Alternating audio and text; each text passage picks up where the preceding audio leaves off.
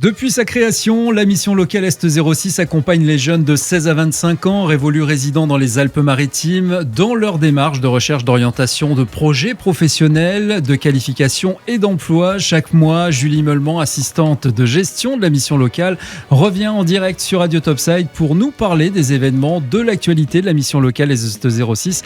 Bonjour Julie. Bonjour Jérôme. Bienvenue sur Radio Topside. Aujourd'hui, tu es accompagné du directeur de la mission locale, Ziad Essid, de la mission locale Est 06 à Menton. Bonjour Ziad. Bonjour. Bienvenue sur Radio Topside. Aujourd'hui, on revient sur cette situation compliquée liée à la Covid-19, la situation des jeunes en France. Alors, quelle est la situation pour vous en général ? Alors la situation en général, peut-être je vais commencer par la phrase qui a été prononcée par le président de la République, c'est dur d'être jeune, d'avoir 20 ans en 2020. Cette phrase-là, c'est vrai, ça se confirme avec ce contexte sanitaire difficile qui bien évidemment impacte le secteur économique de manière frontale et que malheureusement impacte les jeunes qui sont souvent les premiers impactés lors d'une crise. Le début d'une crise économique se profile. Donc d'une manière générale, au-delà de 2020, les jeunes, d'une manière générale, ils avaient des difficultés d'insertion et de taux de chômage un peu plus élevés que la moyenne des adultes. Ça, au niveau du territoire national. Il y a bien évidemment des disparités entre les territoires, que ce soit les territoires dits quartiers difficiles aux politiques de la ville. On a des taux de chômage qui peuvent voisiner parfois les 40%.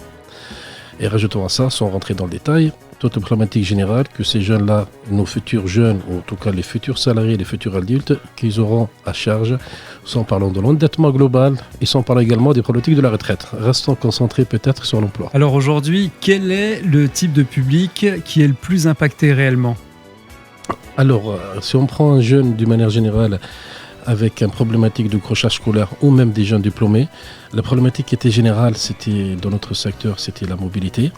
Donc on constate très bien que cette contrainte, malheureusement, elle est de plus en plus présente.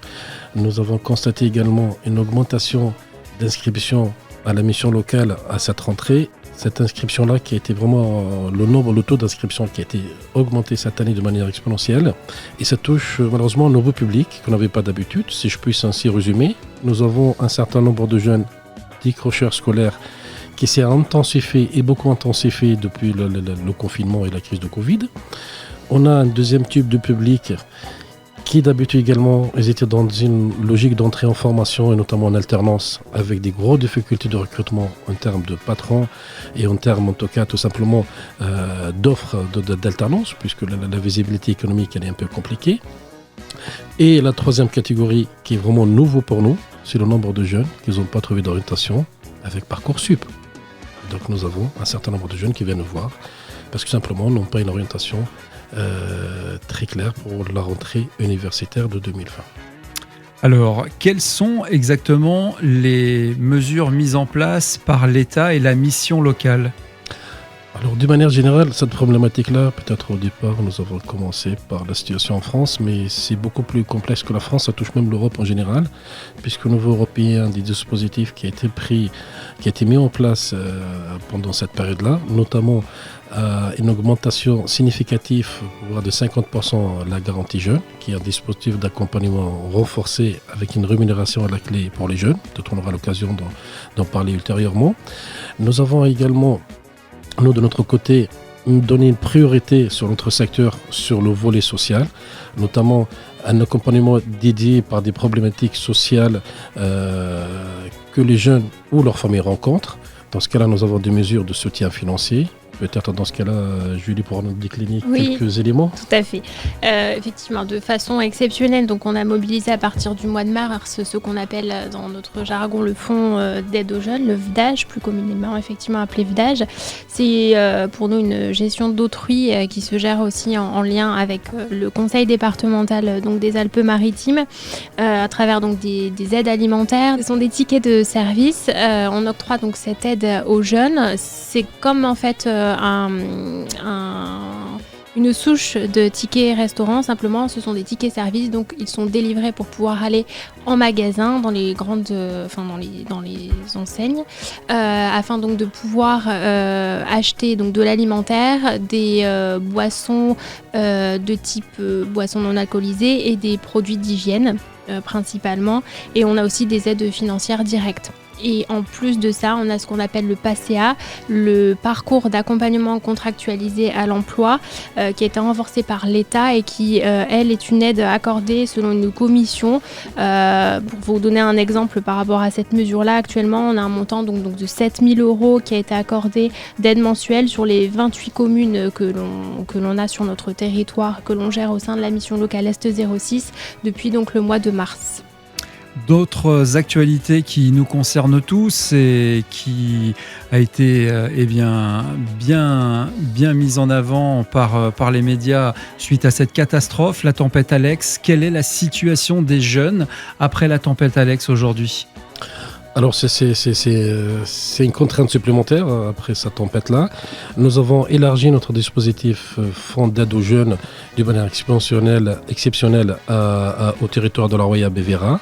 Il y avait 500 jeunes en tout cas à peu près qui a été contactés sur ce secteur-là juste le lendemain de la tempête pour essayer d'identifier le besoin et comment nous, à notre niveau, pourrons apporter cette aide-là.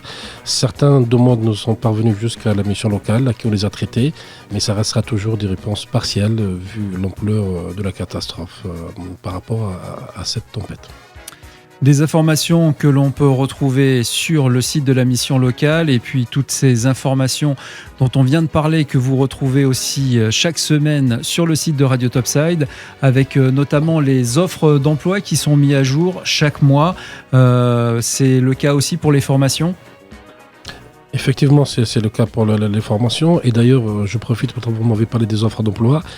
Effectivement, nous avons effectué un constat sur la difficulté de la jeunesse pendant cette période-là. Mais il faut aussi signifier et dire que les jeunes sont également les plus mobiles, c'est-à-dire dès qu'il y a une reprise, souvent les jeunes qui sont les premiers à bénéficier de cette reprise-là.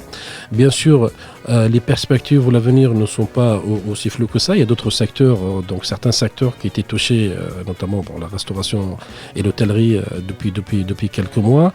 D'autres également secteurs malheureusement qui seront touchés par cette nouvelle phase de confinement.